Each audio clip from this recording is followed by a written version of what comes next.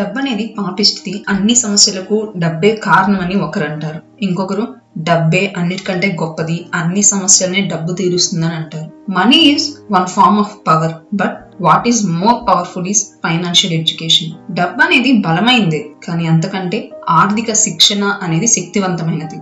డబ్బు అనేది వస్తుంది పోతుంది, కానీ డబ్బు ఏం చేస్తుందనే దాని గురించి నేర్చుకుంటే మనం దాన్ని మన ఆధీనంలో ఉంచుకొని ధనవంతులం కావచ్చు. చాలా మంది చదువుకున్న వాళ్ళు, తెలివైన వాళ్ళు డబ్బు ఎలా పనిచేస్తుందో తెలుసుకోలేకపోవటం వల్ల వాళ్ళ జీవితం అంతా డబ్బు కోసం పనిచేస్తూ ఉంటారు.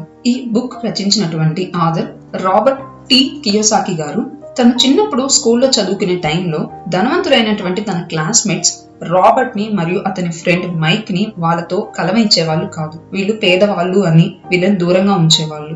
ఒకరోజు రాబర్ట్ గవర్నమెంట్ టీచర్ అయినటువంటి వాళ్ళ నాన్నగారిని డబ్బు సంపాదించాలంటే ఏం చేయాలి అని అడుగుతారు. దానికి రాబర్ట్ వాళ్ళ నాన్నగారు, అసలు నువ్వు డబ్బు ఎందుకు సంపాదించాలనుకుంటున్నావు అని అడుగుతారు. రాబర్ట్ ఇలా, మా ఫ్రెండ్స్ నన్ను మైక్ ని పేదవాళ్ళు అని ఎగతాళి చేశారు, అందుకే నేను డబ్బు సంపాదించాలనుకుంటున్నాను అని చెప్తారు. రాబర్ట్ వాళ్ళ నాన్నగారు, నాకు డబ్బు మీద అంత ఇంట్రెస్ట్ లేదు, నేను ఎప్పుడు డబ్బులు సంపాదించాలన్నటువంటి ఆలోచన చేయలేదు అని చెప్తారు. కానీ మీ ఫ్రెండ్ మైక్ వాళ్ళ నాన్నగారికి డబ్బు గురించి మంచి అవగాహన ఉంది, మీరిద్దరూ ఆయన్ని కలవండి అని చెప్తాడు. వీళ్ళిద్దరూ మైక్ వాళ్ళ నాన్నగారి దగ్గరకు వెళ్తారు. ఆయన, సరే నేను మీకు డబ్బులు ఎలా సంపాదించాలో నేర్పిస్తాను, కానీ మీరు నేను చెప్పే పాఠాలకి బదులుగా నాకు పనులు చేసి పెట్టాలి అని చెప్తాడు. ఇదే నేను మీకు ఇచ్చే ఆఫర్, ఒప్పుకుంటారా లేదా అని అడుగుతారు. మీరు ఏ విషయమో నిర్ణయించుకోలేకపోతే మీరు ఎప్పటికీ డబ్బులు సంపాదించలేరు, అవకాశాలు వస్తూ పోతూ ఉంటాయి, త్వరగా నిర్ణయం తీసుకోవడం కూడా డబ్బులు సంపాదించడంలో ఒక ముఖ్యమైనటువంటి స్కిల్ అని చెప్తాడు. సో దీనికి రాబర్ట్, మైక్ ఇద్దరు ఒప్పుకుంటారు. అప్పటి నుండి మన బుక్ ఆథర్ వాళ్ళ నాన్నగారిని పూర్ డాడ్ గా, మైక్ వాళ్ళ నాన్నగారిని రిచ్ డాడ్ గా కంపేర్ చేయడం మొదలు పెడతాడు.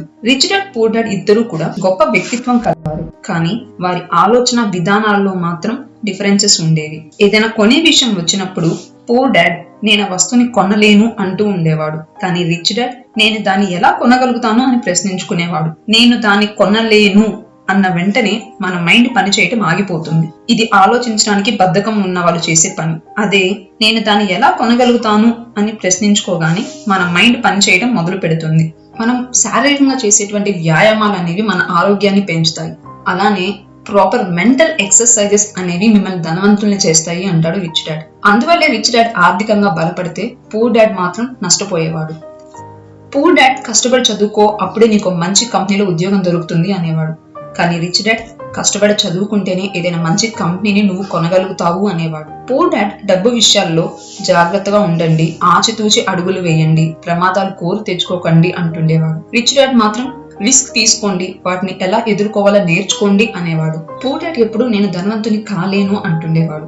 మరోవైపు రిచ్ డాడ్ నేను ధనవంతుని లాంటి పనులు చేయరు అనేవాడు. రిచ్ డాడ్ ఎప్పుడు పేదవాడిగా ఉండడానికి, డబ్బులు నష్టపోవడానికి తేడా ఉంటుంది అనేవాడు. డబ్బు నష్టపోవడం అనేది టెంపరీ, కానీ పేదరికం మాత్రం పర్మనెంట్ అని చెప్తుండేవాడు. పూర్ డాడ్ ఎప్పుడు నాకు డబ్బు మీద ఆసక్తి లేదు, నాకు డబ్బు అంత ముఖ్యం కాదు అని అంటుండేవాడు. కానీ రిచ్ డాడ్ ఎప్పుడు మనీ ఈజ్ పవర్ అనేవాడు. పూర్ డాడ్ యొక్క పేదరికం అనేది ఆయన సంపాదనలో లేదు, ఆయన ఆలోచనల్లో చేసే పనుల్లో ఉంది అనేవాడు. రిచ్ డాడ్, పూర్ డాడ్ ఇద్దరికి చదువు అంటే రెస్పెక్ట్ ఉండేది, కానీ ఏ విషయం నేర్చుకోవాలి అనే దానిలో ఇద్దరికి డిఫరెంట్ ఒపీనియన్స్ ఉండేవి. ఒకరు నువ్వు కష్టపడి చదువుకో, మంచి ఉద్యోగంలో చేరు, డబ్బులు సంపాదించు అనేవాళ్ళు. రెండో ఆయన మాత్రం ధనవంతులు అవడానికి ఉపయోగపడేటువంటి చదువుని ప్రోత్సహించేవాడు. రిచ్ డాడ్ ఎప్పుడు నేను డబ్బు కోసం పని చేయను, ఆ డబ్బే నా కోసం పని చేస్తుంది అనేవాడు. రాబర్ట్ తను 9 సంవత్సరాల వయసు నుండి రిచ్ డాడ్ దగ్గర మరియు పూర్ డాడ్ దగ్గర తెలుసుకున్నటువంటి విషయాలన్నిటినీ 6 లెసన్స్ గా చేసి ఈ పుస్తకం ద్వారా మనకు అందించడం జరిగింది. ఈ బుక్ లో ఉన్నటువంటి లెసన్ 1 ఏంటంటే, rich don't work for money. ధనవంతులు డబ్బు కోసం పని చేయరు. డబ్బు లేకుండా పోతుందేమో అన్న భయం మనల్ని కష్టపడి పని చేసేందుకు ప్రేరేపిస్తుంది. ఆ తర్వాత మనకి జీతం డబ్బులు అందాక మనలో గ్రీడ్, డిజైర్ అనేవి స్టార్ట్ అవుతాయి.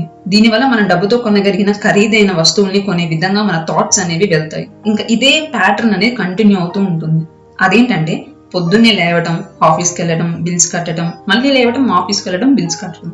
జీవితం అంతా ఇలా ఫియర్ మరియు గ్రీడ్ అనేటువంటి ఈ 2 ఎమోషన్స్ మీదే డిపెండ్ అయి ఉంటాం. వీళ్ళకి శాలరీస్ పెంచుతాము, ఎక్కువ డబ్బులు ఇస్తామన్నా కూడా వీళ్ళు అదే రకంగా పని చేసుకుంటూ పోయి వాళ్ళ ఖర్చుల్ని పెంచుకుంటూ పోతారు. దీన్నే రిచ్ డాడ్ ర్యాట్ రేస్ అని అంటాడు. కొంతమంది అబ్బే నాకు డబ్బు అంటే అంత ఆసక్తి లేదండి అంటుంటారు. వాళ్ళు రోజుకి 8-9 గంటలు పని చేస్తుంటారు. వాళ్ళకి డబ్బు మీద ఆసక్తి లేనప్పుడు ఎందుకని ఉద్యోగం చేస్తున్నట్లు ఇటువంటి మెంటల్ కండిషన్ అనేది ప్రమాదకరమైంది అంటాడు రిచ్ డాడ్. మనం మన బిల్స్ కట్టుకోవడానికి, మన నిత్యావసరాలను కొనడానికి మనకి డబ్బు అనేది అవసరం అవుతూ ఉంటుంది. సో దానికోసం మనందరం ఏదో ఒక ఉద్యోగాన్ని సంపాదించుకోవాలి, లేకపోతే డబ్బు సరిపోదేమో అనే భయంతో దొరికినటువంటి ఏదో ఒక జాబ్ లో జాయిన్ అయిపోతాం. రిచ్ డాడ్ ఉద్దేశంలో మనం ఈ భయాన్ని జయించడానికి ఉద్యోగం సంపాదించుకోవడం అనేది శాశ్వతమైన పరిష్కారం కాదు అంటాడు. ఉద్యోగం అనేది దీర్ఘకాలిక సమస్యకి తాత్కాలిక పరిష్కారం మాత్రమే. చాలా మంది పేదరికానికి ముఖ్య కారణం ఆ దేశం యొక్క ఆర్థిక వ్యవస్థ, లేదంటే ధనవంతులు, ప్రభుత్వం అని అనుకుంటూ ఉంటారు. కానీ ఈ ర్యాట్ రేస్ లో ఇరుక్కోవడానికి ముఖ్య కారణం వాళ్ళలో ఉన్నటువంటి భయము, అజ్ఞానము. మనం స్కూల్కి వెళ్తుంటాము, కాలేజ్ డిగ్రీలు సంపాదించుకుంటాం, కానీ వచ్చి మళ్ళీ ఇదే ర్యాట్ రేస్ లో ఇరుక్కుంటూ ఉంటాము. స్కూల్ అనేది ముఖ్యమైనది. ఏదో ఒక నైపుణ్యాన్ని, అంటే మన ప్రొఫెషన్ కి ఉపయోగపడేటువంటి ఎడ్యుకేషన్ ని స్కూల్ నుండి సంపాదించుకుంటాం. ప్రతి సొసైటీకి టీచర్స్ కావాలి, డాక్టర్స్, పోలీస్ ఆఫీసర్స్, ఆర్మీ, ఇలా అందరూ అవసరమే. మన సొసైటీకి ఉపయోగపడేందుకు వీళ్ళందరికీ స్కూల్స్, కాలేజ్ అనే హెల్ప్ చేస్తాయి. కానీ దురదృష్టవశాత్తు చాలా మంది ఇలా స్కూల్స్ లో డిగ్రీ తెచ్చుకోవడమే ఫైనల్ స్టేజ్ అనుకుంటారు. అదే బిగినింగ్ అని వాళ్ళు గ్రహించరు. Lesson 2, why teach financial literacy. ఆర్థిక అక్షరాస్యత ఎందుకు నేర్చుకోవాలి? ధనవంతులు ఇంకా ధనవంతులు అవడానికి, పేదవాళ్ళు ఇంకా నిరుపేదలుగా మారడానికి, మధ్యతరగతి వారు అప్పుల్లో పడిపోవడానికి మెయిన్ రీజన్ డబ్బుకు సంబంధించిన విషయాలు స్కూల్లో కాకుండా ఇళ్లలో నేర్పించడమే.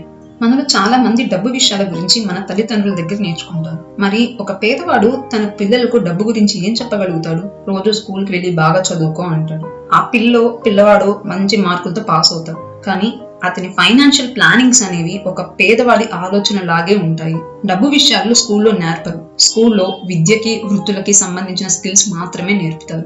ఆర్థిక విషయాలు నేర్పరు. ఫర్ ఎగ్జాంపుల్, ఎంతో తెలివైనటువంటి బ్యాంక్ మేనేజర్స్ కానీ, డాక్టర్స్ కానీ, అకౌంటెంట్స్ కానీ, ఇంజనీర్స్ కానీ స్కూళ్లలో, కాలేజీలో ఎంతో మంచి మార్కులతో ఫస్ట్ ర్యాంక్స్ తో పాస్ అయ్యి కూడా జీవితం అంతా డబ్బు కోసం ఎంతో ఇబ్బంది పడుతూ ఉంటారు. రిచ్ డాడ్ ఏమంటాడంటే, డబ్బు అంటే ఏమిటో మీకు తెలియకపోతే ఆ డబ్బు మీ దగ్గర ఎక్కువ కాలం నిలవదు అంటాడు. జీవితంలో నువ్వు ఎంత డబ్బు సంపాదించావన్నది ముఖ్యం కాదు, నువ్వు ఎంత డబ్బు పొదుపు చేసావన్నదే అసలు సంగతి. మరియు మీ తరువాత జనరేషన్స్ కి ఆ డబ్బు ఎంత ఉంది అనేది కూడా ముఖ్యమే. మనం చాలా స్టోరీస్ వింటూ ఉంటాం.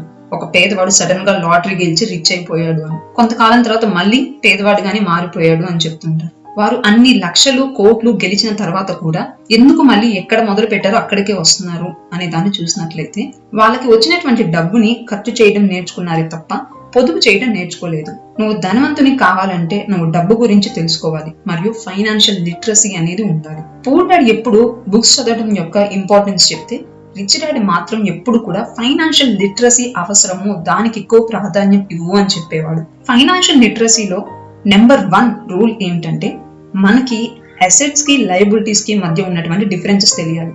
అంటే మన ఆస్తులకి మరియు మన అప్పులకి మధ్య ఉన్నటువంటి తేడా తెలిసి ఉండాలి. ధనవంతులు ఆస్తుల్ని సంపాదిస్తారు, పేదవారు, మధ్యతరగతి వారు అప్పులను సంపాదించుకొని వాటిల్ని ఆస్తులు అనుకుంటూ ఉంటారు. మనం ఎప్పుడు కూడా చదువుకొని లిటరేట్స్ అవ్వాలి అనుకుంటూ ఉంటాం, కానీ ఫైనాన్షియల్ లిటరసీ మీద మాత్రం కాన్సన్ట్రేట్ చేయాలి. రిచ్ డాడ్ ఆస్తులకి మరియు అప్పులకి మధ్య ఉన్నటువంటి డిఫరెన్సెస్ ని ఎక్స్ప్లెయిన్ చేయడానికి ఒక క్యాష్ ఫ్లో డయాగ్రామ్ ని డ్రా చేసి చూపిస్తాడు. రిచ్ డాడ్ ప్రకారంగా ఆస్తి, అసెట్ అనేది మీ జేబులో డబ్బుని ఉంచుతుంది. లయబిలిటీ, అప్పు అనేది నీ జేబులో నుంచే డబ్బుని తీసేస్తుంది. ఇక్కడ ఉన్నటువంటి డయాగ్రామ్స్ అనేవి ఒక పూర్ పర్సన్ కి, మిడిల్ క్లాస్ కి, రిచ్ పర్సన్ కి క్యాష్ ఫ్లో డయాగ్రామ్ అనేది ఏ విధంగా ఉంటుందో చూపిస్తుంది. సో పైన ఉన్నటువంటి టేబుల్ అనేది ఇన్కమ్ స్టేట్మెంట్ ని చూపిస్తుంది, కింద ఉన్నటువంటి టేబుల్ బ్యాలెన్స్ షీట్ ని చూపిస్తుంది. సో ఫస్ట్ గా మనం ఒక పూర్ పర్సన్ యొక్క క్యాష్ ఫ్లో డయాగ్రామ్ అబ్జర్వ్ చేసినట్లయితే, అతనికి ఉన్నటువంటి జాబ్ అనేది ఆయనకి ఇన్కమ్ గా వస్తుంది. సో అలా వచ్చినటువంటి ఇన్కమ్, శాలరీ ఏదైతే ఉందో ఎక్స్పెన్సెస్ లోకి వెళ్ళిపోతుంది. సో అతనికి ఉండేటువంటి ట్యాక్సెస్ కానీ, రెంట్ కానీ, తర్వాత ట్రాన్స్పోర్టేషన్ అని, బట్టలు కానీ, ఇలా మొత్తం ఖర్చుల ద్వారా వెళ్ళిపోతుంది. అతనికి ఉన్నటువంటి బ్యాలెన్స్ షీట్స్, అసెట్స్, లయబిలిటీస్ ఏమీ ఉండవు, 0 ఉంటుంది. అలానే ఒక మిడిల్ క్లాస్ యొక్క క్యాష్ ఫ్లో డయాగ్రామ్ చూసినట్లయితే, అతనికి వచ్చేటువంటి ఇన్కమ్ అయిన శాలరీ, నెక్స్ట్ ఎక్స్పెన్సెస్, ఖర్చులు, ఆ తర్వాత లయబిలిటీస్, అప్పులు. సో ఇక్కడ ఖర్చులు, ట్యాక్సెస్, తర్వాత కార్ పేమెంట్స్, మార్టిగేజ్ పేమెంట్స్ అనేవి ఉంటాయి. లయబిలిటీస్ వచ్చేసరికి కార్ లోన్స్ అని, ఎడ్యుకేషన్ లోన్స్ అని, క్రెడిట్ కార్డ్ బిల్స్ ఏవైతే ఉంటాయి ఇవన్నీ ఉంటాయి అన్నమాట. సో అసెట్స్ కాలం అనేది వీళ్ళకి 0 ఉంటుంది. రిచ్ పీపుల్ యొక్క క్యాష్ ఫ్లో డయాగ్రామ్ చూసినట్లయితే, వీళ్ళకి ఇన్కమ్ అనేది అసెట్స్ నుంచి వచ్చేటువంటి అన్ని ఇన్కమ్ లోకి వస్తాయి అన్నమాట. అంటే వీళ్ళకి ఇంటి నుంచి వచ్చేటువంటి అద్దెలు, తర్వాత డివిడెండ్స్, వడ్డీలు, రాయల్టీస్ ఇవన్నీ కూడా ఇన్కమ్ లో ఉంటాయి. అలానే వీళ్ళకి అసెట్స్ అయినటువంటి real estates, stocks, bonds, notes, intellectual properties ఇక్కడ నుంచి వచ్చే ఆదాయం అంతా కూడా వెళ్ళి మళ్ళీ ఇన్కమ్ షీట్ లోకి జాయిన్ అవుతుంది. సో ఎక్స్పెన్సెస్ అనేవి వీళ్ళకి తక్కువగా ఉంటాయి, లయబిలిటీస్ అనేవి తక్కువగా ఉంటాయి. సో రిచ్ డాడ్ ప్రకారంగా అసెట్స్ అనేవి పెంచుకుంటూ వెళ్ళాలి. ఇది ఒక ప్యాసివ్ ఇన్కమ్ మీకు జనరేట్ చేస్తుందని చెప్తాడు. ప్రతి ఒక్కరికి తినడానికని, ఇంటి అద్దెలు కానీ, బట్టలు కానీ, డైలీ లైఫ్ లో ఖర్చులు తప్పనిసరిగా ఉంటాయి. పూర్, మిడిల్ క్లాస్ మరియు రిచ్ పీపుల్ లైఫ్ లో క్యాష్ లో ఎలా ఉంటుంది అనేది ఈ డయాగ్రామ్ ద్వారా ఎక్స్ప్లెయిన్ చేస్తాడు rich dad. So different classes కి చెందినటువంటి పర్సన్స్ వాళ్ళ దగ్గర ఉన్నటువంటి మనీని ఎలా యూజ్ చేస్తారు, ఒకసారి మనీ వాళ్ళ చేతుల్లోకి వచ్చాక దాంతో ఏం చేస్తారు అనేది ఈ డయాగ్రామ్ ద్వారా అర్థమవుతుంది అనమాట. మీరు ధనవంతులు కావాలనుకుంటే మీ జీవితాన్ని ఆస్తులు కొనడంలో గడపండి. మీరు పేదవారిగా, మధ్య తరగతి వారుగా ఉండాలనుకుంటే మీ జీవితాన్ని అప్పులు చేస్తూ బరువు బాధ్యతలు పెంచుకుంటూ గడపండి. ఆస్తులకి అప్పులకి మధ్య ఉన్నటువంటి డిఫరెన్స్ తెలియకపోవడం వల్లనే చాలా మంది జీవితాంతం డబ్బు కోసం కష్టపడుతూ ఉంటారు. మనం గమనిస్తే కొంతమంది నేను అప్పుల్లో ఉన్నాను, అందుకే నాకు డబ్బు అవసరం ఎక్కువగా ఉంది, నేను డబ్బు సంపాదించాలి అంటుంటారు. కానీ డబ్బు ఎక్కువగా ఉన్నంత మాత్రాన సమస్యలు పరిష్కారం అవుతాయా అంటే కావు. ఫైనాన్షియల్ లిటరసీ నేర్చుకుంటే మన దగ్గర ఉన్నటువంటి డబ్బు మనకి డబ్బుని తెచ్చిపెట్టేటువంటి విధంగా మనం ప్లాన్ చేసుకోగలుగుతాం. మన సమస్య డబ్బు ఎలా సంపాదించాలి అనేది కాదు, మన దగ్గర ఉన్న డబ్బుని ఖర్చు చేయవలసినటువంటి రైట్ వే ఏది అనేది తెలియకపోవడం. రిచ్ డాడ్ ప్రకారంగా ఇంటి మీద పెట్టేటువంటి పెట్టుబడి అనేది లయబిలిటీ అవుతుంది, అసెట్ కాదు అంటాడు. అదనపు ఆదాయాన్ని సృష్టించే ఆస్తుల మీద పెట్టుబడులు ఉంచడానికి బదులుగా మిడిల్ క్లాస్ పీపుల్ తమ ఇంటిని ఆస్తి అనుకుంటూ ఉంటారు. మీ జీతం పెరిగింది కనుక ఇప్పుడున్న ఇంటికంటే పెద్ద ఇల్లు కొనుక్కోవడం, లేదంటే ఎక్కువ ఖర్చు చేయడం అనేది అనేక కుటుంబాలని అప్పుల పాలు చేస్తూ ఉంటాయి. రిచ్ డాడ్ వీళ్ళని ఫైనాన్షియల్ ఇల్లిటరేట్స్ అంటుంటాడు. Next lesson number 3, mind your own business.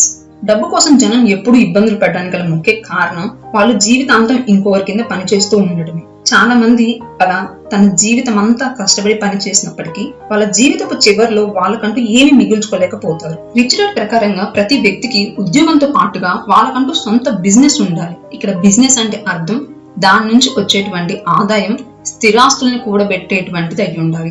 ఉద్యోగాలు చేసే వాళ్ళంతా తన జీవిత కాలం అంతా ఎవరో ఒకటి కింద ఉంటూ వాళ్ళని ధనవంతులు చేస్తూ ఉంటారు. డబ్బుని మన ఆదాయాన్ని క్రియేట్ చేసేటువంటి ఆస్తుల్ని కొనడానికి ఉపయోగిస్తే మనకంటూ ఒక ఫైనాన్షియల్ సెక్యూరిటీ అనేది ఉంటుంది. మీ బిజినెస్ మీరే స్టార్ట్ చేయండి. మీ ఉద్యోగాన్ని కొనసాగిస్తూ వ్యాపారం చేయడం మొదలు పెట్టండి. స్థిరాస్తుల్ని కొనడం ప్రారంభించండి.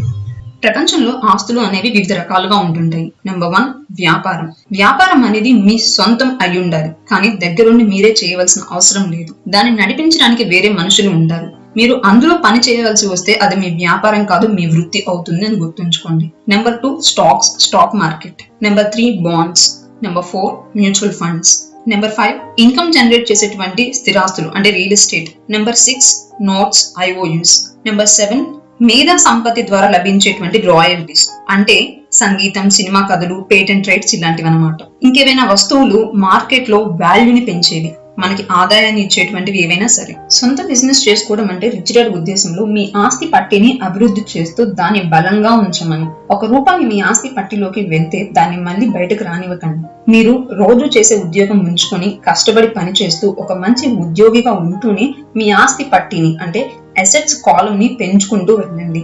ధనవంతులు లగ్జరీ ఐటమ్స్ ఎప్పుడు లాస్ట్ లో కొంటే మిడిల్ క్లాస్ వాళ్ళు మాత్రం ఈ విలాస భోగాలు కొనడానికి ముందే తొందరపడతారు. పేద మధ్య తరగతి వారు ఎప్పుడు భవనాలు, నగలు, దుస్తులు లాంటి విలాస వస్తువులు కొనడానికి కారణం తాము ధనవంతులుగా కనిపించాలనేటువంటి కోరిక వాళ్ళు ఎక్కువగా ఉండటం. వాళ్ళు ధనవంతులుగా కనిపిస్తారు, కానీ వాస్తవానికి వాళ్ళు అప్పుల్లో మునిగి ఉంటారు. ధనవంతులు ఎప్పుడు వాళ్ళ అసెట్స్ కాలం ని ముందుగా డెవలప్ చేసి తరువాత ఆ పట్టిలోని ఆస్తి ఉత్పత్తి చేసిన ఆదాయంతో లగ్జరీ ఐటమ్స్ కొంటుంటారు. పూర్ మిడిల్ క్లాస్ ఫ్యామిలీస్ మాత్రం వాళ్ళు చెమటోడ్చి కష్టపడి సంపాదించినటువంటి సొమ్మంతా విలాస వస్తువులు కొనడానికి వాడతారు. అలా లగ్జరీ ఐటమ్స్ కోసం చేసేటువంటి అప్పు అనేది మళ్ళీ వాళ్ళకు ఒక ఫైనాన్షియల్ బర్డెన్ గా తయారవుతూ ఉంటుంది. సో ఇది rich dad poor dad book summary యొక్క పార్ట్ 1.